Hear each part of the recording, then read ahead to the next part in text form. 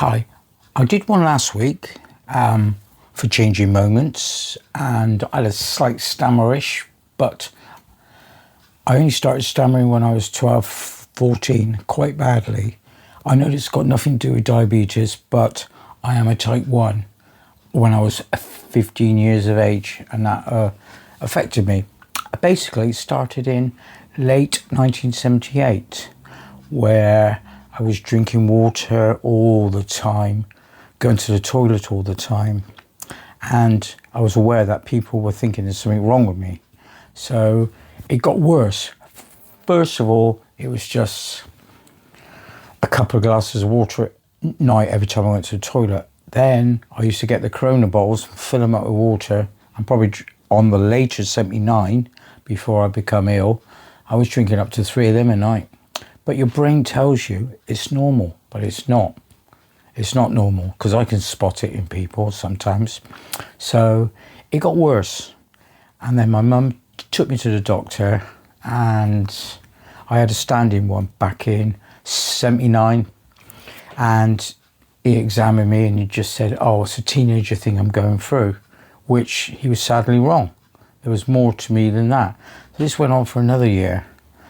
So eventually I went back again and again. My doctor came back and he picked it up instantly. It was on the 14th of March 1980, as my tattoo would tell you.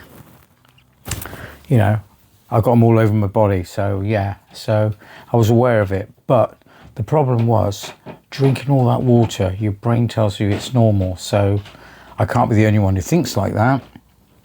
So when I got diagnosed, they rushed me straight to the hospital. You know, I was put on a drip.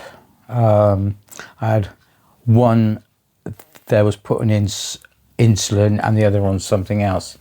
Hard to go to the toilet. I was only 15, so a bit naive of things then. Not like what 15-year-olds are today. I was very naive. But I always remember this one sister.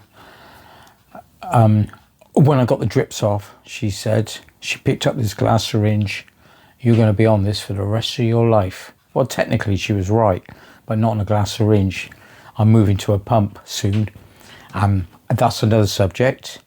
So it went on. You know, and then they tried to teach you about hypos, because I was so hungry, because I pretended I had a hypo, you know, because they do that. Then they teach your mum, which my mum was very good at then.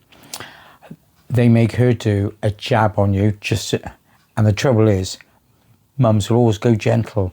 You kind of got to go in and do. So I was brought up on the early stages of glass syringes, and testing your blood sugar was a shot in the dark. Not like today, not like with these freestyle things on you, nothing like that. So it was like, and those machines that eventually came out were like a shoebox, and they took about 3 minutes to get the result. So not good back then. And even when you're testing your sugar level in your urine, because your urine can hold up to 2%. So, and then it was like a colour code. You dip it in and you move along, you know, which is not much cop. Not like today, obviously. And then to test it on another level, it was like a chemistry kit where you had all these things going on. It was like bubbling up. But on this one particular night when I got called in, I had to go in. I really didn't want to go in that night because I was a programme seller for Bristol City. And the next day they were playing Liverpool. So I missed out on that. You know, I really wanted to go in on Sunday, but they wouldn't let me do it. And obviously, because I was with the Scouts, I was getting my Chief Scouts Award around that time, and I wanted to pass another test. But my mum said, no, your health's more important, which is true, very true, you know, because it is. And the best way to do it in the summer, from my point of view, when I go abroad, sometimes I can't control my sugar very well. It either go, because I can put so much insulin in and it stays the same.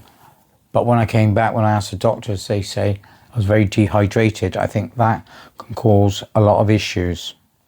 All right, so this is part 2.